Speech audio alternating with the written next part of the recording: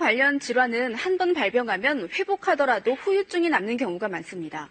일본에서 심정지를 경험한 환자에게 수소가스를 흡입시키는 방식으로 뇌손상 같은 후유증도 줄이는 임상시험이 시작됐습니다. 뇌졸중과 심근경색 등으로 심장마비가 된 환자에게 심폐소생술을 하고 있습니다. 질병관리본부 조사 결과 이 같은 심장마비 환자의 국내 생존율은 4.6%, 15에서 40%인 다른 나라에 비해 턱없이 낮습니다. 하지만 이렇게 살아난 사람들도 상당수는 뇌가 손상돼 장애를 겪는 등 심각한 후유증을 앓고 있습니다. 일본 게이오 대학 등 12개 대학병원이 이런 심장마비 환자에게 수소가스를 마시게 해 생존율을 높이고 후유증을 줄이는 임상시험을 시작했습니다. 単に救命ということではなくて、完全な社会復帰を目指しています。それが救急医療の目的だろうと。 일본 연구진은 앞으로 2년 동안 심장마비 환자 180명에게 약 18시간 동안 수소가스를 흡입시켜 안전성과 효과를 확인할 계획입니다. 이미 쥐를 사용한 실험에서 심장 정지 후의 생존율이 38%에서 71%로 높아졌고 뇌세포 손상도 줄어든 것을 확인했습니다. 연구진은 임상시험의 효과가 확인되면 이르면 3년 뒤에는 심장마비 환자에게 수소가스 치료를 널리 사용할 계획입니다. 약과 화장품, 건강식품을 바르거나 먹지 않아도 수소기체로 피부 손상 노화를 억제할 수 있다는 연구 결과가 발표됐습니다. 서울대의과대학 피부과학교실 정진호 교수, 신미희 박사, 연구팀은 수소기체가 자외선에 의한 피부 손상을 예방하고 피부 노화를 억제하는 효과가 있음을 처음으로 규명했다고 밝혔습니다. 이번 연구는 삼성전자와 공동으로 실시했는데 연구팀은 24세부터 47세까지 성인 11명을 대상으로 엉덩이 피부에 급성으로 자외선을 쏘인 후 수소기체를 2시간 노출시킨 결과 자외선에 의한 피부염증 반응과 DNA 손상이 감소했다고 밝혔습니다. 특히 콜라겐분해 효소인 MMP1는 자외선에 쪼였을 때는 발현이 증가했지만 수소기체에 노출됐을 때 58.9% 감소됐습니다. 연구팀은 또 45세 이상 성인 10명을 대상으로 얼굴 피부에 수소기체를 30분씩 4일간 매일 쪼여준 결과 노화된 피부에서 증가돼 있는 MMP1과 IL6의 발현이 각각 52.3, 27.8%씩 감소됐고 노화된 피부에서 감소돼 있는 콜라겐의 양은 166.3% 증가했습니다. 연구팀은 피부세포의 자외선을 조사해 상태를 관찰한 결과 피부세포를 손상시키고 피부노화를 초래하는 활성산소가 발생했다며 여기에 수소기체를 노출시켰더니 세포 내 활성산소가 감소했다고 밝혔습니다. 수소기체에 항산화 효과가 있다는 것을 증명한 것입니다. 정진호 교수는 피부염증을 억제하고 피부노화를 개선하기 위해 현재까지는 약이나 화장품, 건강기능식품을 바르거나 먹는 것만이 유일한 방법이었지만 굳이 바르거나 먹지 않아도 사람이 거주하는 실내 공기를 변화시키는 것만으로 피부염증을 억제하고 피부노화를 개선시킬 수 있다는 이론적 근거가 마련됐다고 설명했습니다. 또 이번 결과를 임상적으로 응용해 피부 건강을 유지하고 피부노화를 예방, 개선하기 위해서는 체계적인 임상 연구가 필요하다고 밝혔습니다. 한편 이번 연구는 국제 저명 전문학술지인 PLOS 오원 온라인호에 게재됐습니다. 치과의사인 닥터 듀한 씨, 켈러 박사는 과산화수소의 효과에 대하여 다음과 같이 이야기합니다. 전통적으로 훈련을 받고 항생제가 답이 될 거라고 생각했습니다. 우리가 과산화수소가 더 나은 항균제라는 것을 실제로 알게 된 것은 우리가 그것을 잠시 사용한 후에야 비로소 알게 되었습니다. 항생제의 문제는 항생제에 대한 내성을 키우는 박테리아가 너무 많다는 것입니다. 생물막에 침투하기 위해서는 많은 양의 항생제가 필요하지만 과산화수소는 쉽게 침투하여 생물막 질병에 침투할 수 있고 수정할 수 있는 몇 안 되는 물질 중 하나입니다. 세포벽과 당신은 그 환경을 제어하기 시작할 수 있습니다. 과산화수소의 좋은 점은 그것이 물과 산소로 분해된다는 것입니다. 수소와 함께하는 건강과 미용, 수소원자, H. 는 자연계에 존재하는 가장 작은 원소이지만 우주 질량의 75%를 차지할 만큼 풍부합니다. 수소 분자 H2는 무색, 무양, 무미위 무독성 기체로 너무 가벼워서 지구 대기권에는 매우 극소량만 존재한다고 합니다. 최근에는 이산화탄소를 만드는 화석 연료에서 벗어나기 위해 수소 전기차와 같이 수소를 에너지원으로 대체하는 수소 경제가 각광을 받으면서 그 어느 때보다 수소에 대한 관심이 증가하고 있습니다. 그렇다면 수소는 피부와 건강에 어떤 영향을 줄까요? 현대사회는 사람들이 누구나 건강과 미용 기본 지식을 가지고 있습니다.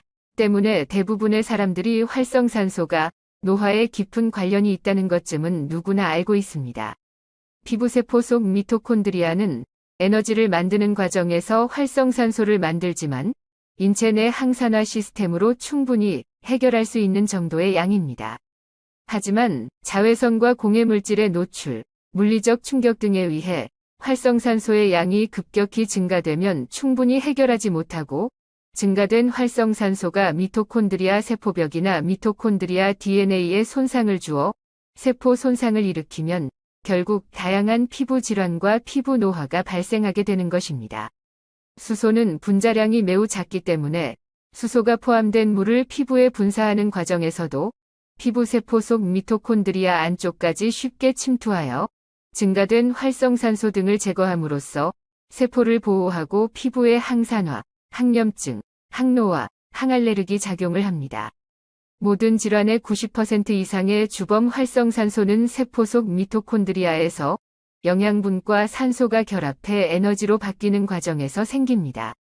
우리가 숨을 쉬고 생명유지 활동을 하는 한 반드시 생기는 것입니다. 활성산소는 우리 몸의 세포 성장을 돕기도 하지만 지나치게 많으면 세포를 구성하는 단백질, 세포막, DNA 등을 공격해 변형시켜 노화와 질병을 유발합니다. 당뇨병, 고혈압 등 대다수의 질병은 활성산소를 효과적으로 제거하지 못했기 때문에 생깁니다. 따라서 노화와 질병을 예방하기 위해선 활성산소를 관리해야 합니다. 이러한 사실은 일본 이과대학의 오타 시게오 교수팀이 2007년 세계적 권위지인 네이처 메디신에 수소가 몸 안에 가장 해로운 활성산소만을 선택적으로 제거한다는 내용의 논문을 발표한 후 현재까지 많은 질병 분야에서 수백 편이 넘는 수소수 효능에 대한 연구 논문들을 통해 입증되었습니다. 그러면 어떻게 충분한 농도의 수소를 피부 속으로 전달할 수 있을까요? 수소수에서 분리된 작은 수소 분자들은 피부세포 속으로 들어가 가장 강력한 악성 활성산소인 하이드록실 라디칼 O과 결합하여 정상적인 물, HEO,이 되어 땀과 소변으로 배출됩니다.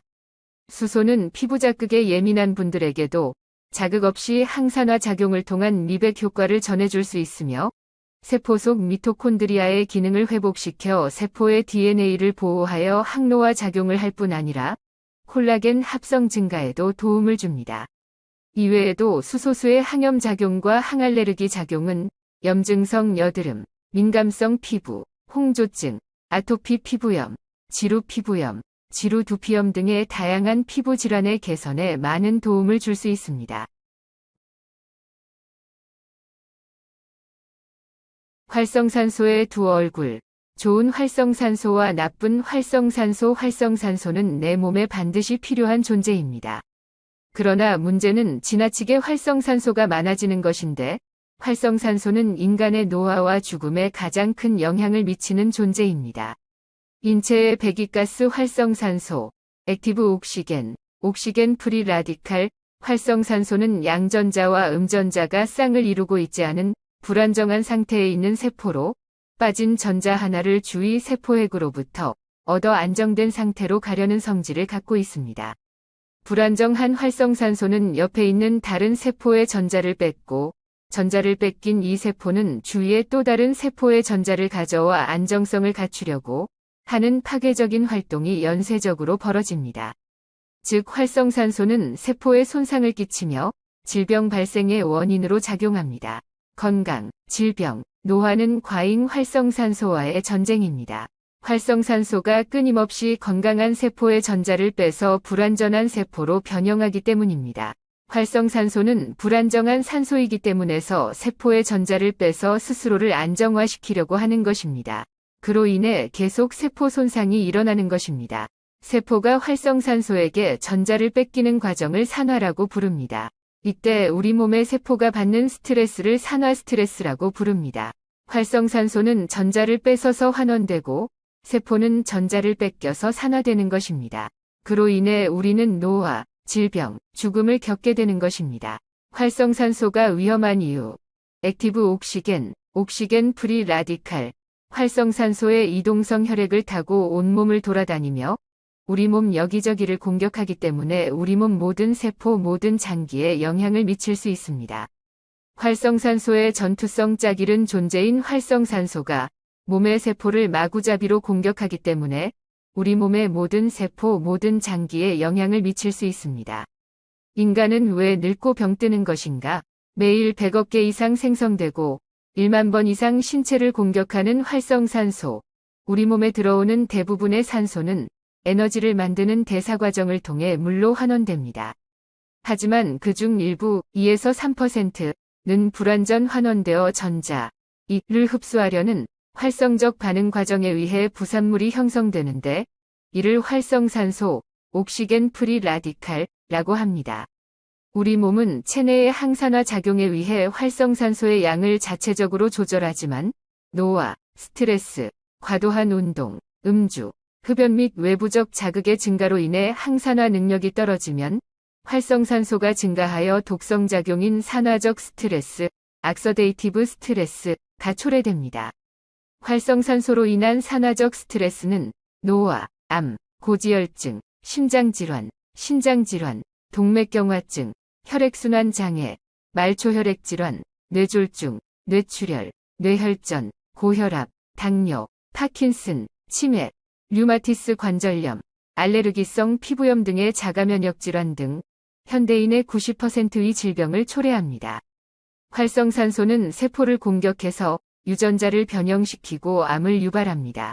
신진대사에 필요한 영양소인 지방과 단백질을 파괴하기도 합니다. 사이토카인 등 염증 물질 분비로 만성 염증도 유발시킵니다. 활성산소는 세포가 있는 곳이면 어디든 존재하기 때문에 신체 모든 기관이 활성산소의 공격 대상입니다. 활성산소가 너무 많아서 뇌세포가 손상되면 치매, 혈관이 다치면 동맥경화증, 눈이 공격받으면 백내장, 피부가 영향을 받으면 주름이 많이 생깁니다. 수소의 강력한 항산화 효과. 분자생물학자인 브루스 아메스, 브루스 에임즈 박사는 인간의 체내 세포는 하루에 활성산소로부터 1만 번이 공격을 받고 있는데 항산화제가 이 공격을 무력화시키면서 건강을 유지하고 있다고 했습니다. 항산화제는 전자가 뜯어져 나간 활성산소 세포의 부족한 부분을 자신이 직접 메움으로써 활성산소의 공격을 막는다는 것입니다.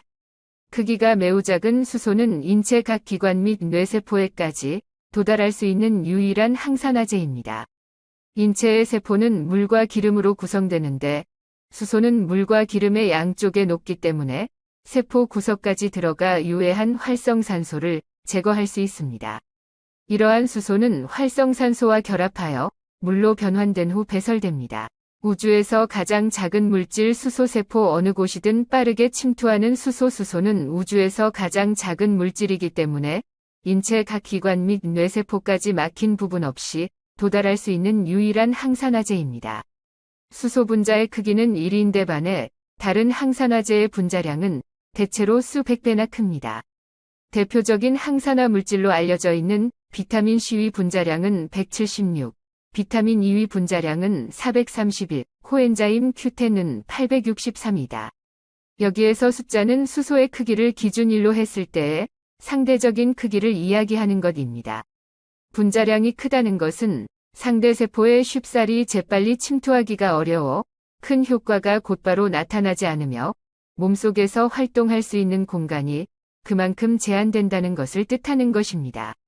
수소는 0.3나노미터에 불과한 매우 작은 분자이기에 섭취와 동시에 신체의 어느 세포이든 세포 속까지 침투할 수 있는 유일한 물질일 뿐더러 수소는 초밀입자로 뇌 안으로 직접 도달이 가능해 뇌 노화에도 항산화 작용을 한다는 점에 주목할 필요가 있습니다.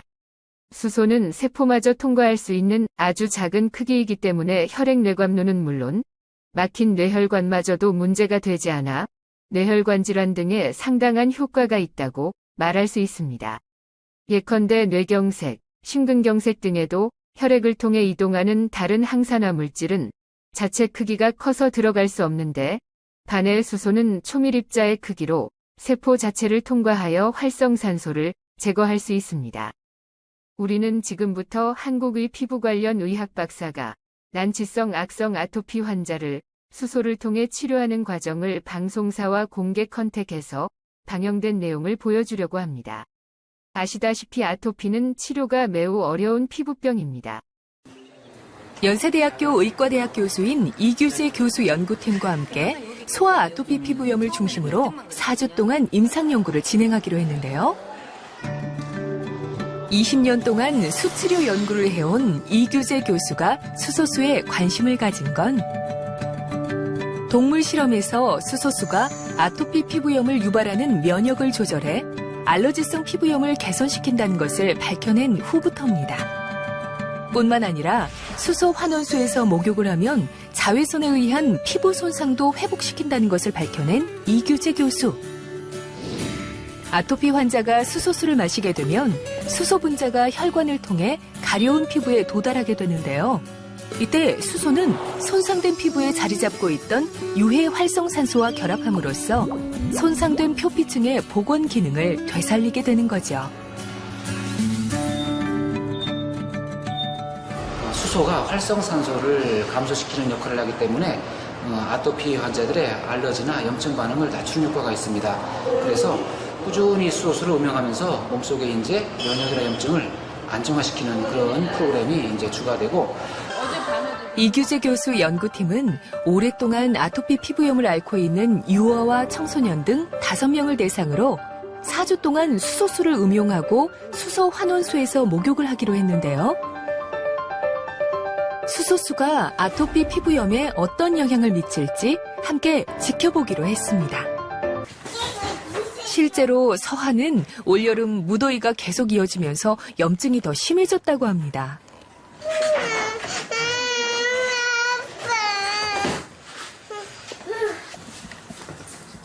점점 약도 듣지 않게 되면서 할 수 있는 건 이렇게 임시방편으로 수분 크림을 발라주는 게 전부입니다. 잠이 오거나 이제 좀 보챌 때, 그럴 때는 이제 아까처럼 심하게 계속 끓거든요. 그 부분을 한 부분 끓었다 대로 또 끓고 또 끓고 또 끓고 하니까.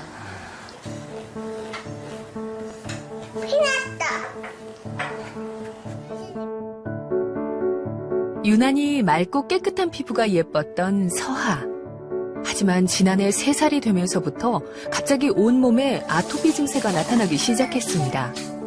원인도 치료 방법도 찾지 못한 채 심한 가려움에 온몸이 성할 날이 없는 서하.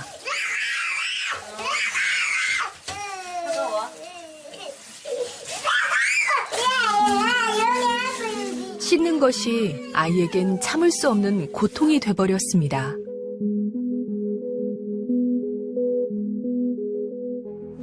요 근래는 조금 끓어요. 따가워서. 그러니까 거의 이제 제가 약간 강압적으로 씻겨요.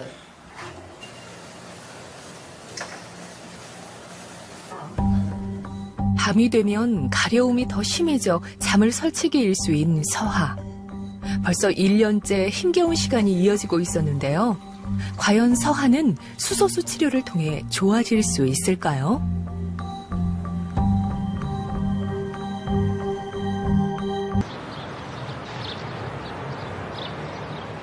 아토피 피부염에 대한 임상연구 2주째 되던 날, 중간 점검을 위해 동강에 위치한 수소수 스파에서 임상 참가 아이들을 다시 만났습니다. 아토피 피부염이 유난히 심했던 서하도 보이는데요. 표정이 2주 전보다 많이 밝아진 것 같죠? 잠시도 쉬지 않고 온몸을 피가 나도록 긁던 서하. 그런데 오늘은 칭얼대면서 긁는 모습도 보이지 않습니다. 재발할 때마다 증상이 심해지거나 같은 양상을 보입니다. 이것이 이제 치료가 되고 나았는다 그러면은 그의 증상이 낮아져야 되는데 이런 수소수 음용을 통해서 몸속에서 이제 그 과도한 이제 그 면역 반응이나 그런 염증 반응, 알러지 반응이 가라앉기 때문에 이제 아토피가 재발하더라도 처음과 같이 이렇게 높게 나타나지 않고 그 양상이 낮게 나타납니다. 1주차 때와 마찬가지로 30분 동안 수소 환원수에 몸을 담그는 아이들. 상처 부위에 물이 닿는 걸 고통스러워했던 서한은 물론 대부분의 아이들이 여유롭게 물놀이를 즐기는 모습입니다. 유아 때부터 생긴 아토피가 15살이 돼도 나아지지 않던 동기도 처음보다 표정이 환해졌죠?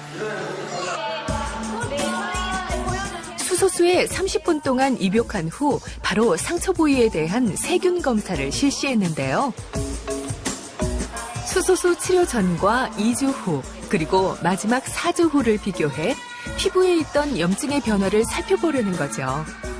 수소수가 피부에 직접적으로 어떤 영향을 주는지 알 수 있다고 하네요. 몇 주 안 돼서 며칠 안 돼가지고 크게 뭐 그런 건 없는데 그리고 좀 4주 지나면 좀 더 낫지 않을까 싶은 기대가 있는 상태예요. 네. 그다지 차도는 없었거든요. 하지만 시간을 두고 천천히 사용해보려고 해요. 단기적으로 봐서는 안 될 것 같고요. 네, 장기적으로 해보면은 또 뭐 완전히 나빠지진 않으니까 좀 좋아질 거라고 괜찮은 것 같기는 해요.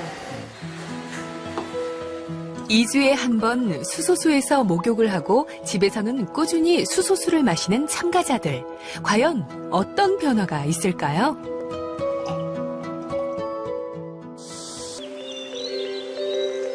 (4주) 후 아토피 피부염 임상연구 마지막 날. 몰라보게 달라진 서하의 모습이 가장 먼저 눈에 들어오네요. 좀처럼 잠을 이루지 못했던 아이들이 편하게 잠든 모습도 보이고요. 얼핏 봐도 아이들 피부가 많이 좋아졌다는 것을 알 수 있는데요. 과연 어떤 결과가 나왔을까? 최종 상태를 확인해 봤습니다. 목과 팔꿈치, 무릎 부위의 염증을 중심으로 1주차와 4주차 세균의 모습을 비교했는데요. 아토피 피부염이 가장 심했던 서하를 비롯해 임상연구 참가 아이들 모두 세균의 종류와 번식이 줄어든 것을 확인할 수 있었습니다. 하고 여기 지금 많이 들어간 거예요? 지금은 그때보다는 좀 더 가라앉았고. 바르는 거는 지금 눈으로 봐도 피부염이 많이 가라앉았다는 것을 알 수 있는데요. 그래서인지 이현이는 요즘 어디에서든 잠도 잘 잔다고 하네요. 아직 초기라 상처가 심하지는 않았지만 만성 아토피로 갈까봐 걱정이 많았는데 다행인 것 같죠? 다른 부위보다 어깨와 목에 피부염이 심했던 명지도 염증이 많이 가라앉았고요. 아토피가 계속 재발해 얼룩덜룩 흉터가 심했던 재현이도 많이 좋아졌습니다. 여기 좀 이렇게 가라앉는 거고. 가려움을 참지 못하고 긁어서 피부가 벗겨지고 진물까지 나곤 했던 서하. 유난히 아토피 피부염이 심했던 서하도 4주 동안 염증이 많이 가라앉았습니다. 첫 주 때와 비교해보니 차이를 더 확실히 알 수 있습니다.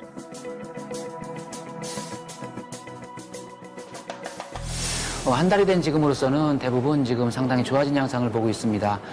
특히 육안으로도 피부 양상이 좋아졌고 또 이제 가려움증도 가라앉았는데 그것은 여기서 시행하는 방법들이 수소 입욕을 통해서 피부 안정화를 시키고 또 피부에 있는 상처를 이제 치료하는 그러한 것들이 효과를 보이고 있고 또 수소수 음용을 통해서 몸에 불균형된 면역을 바로잡아주고 염증을 가라앉히기 때문에 가려운 증상도 이제 가라앉고 있습니다.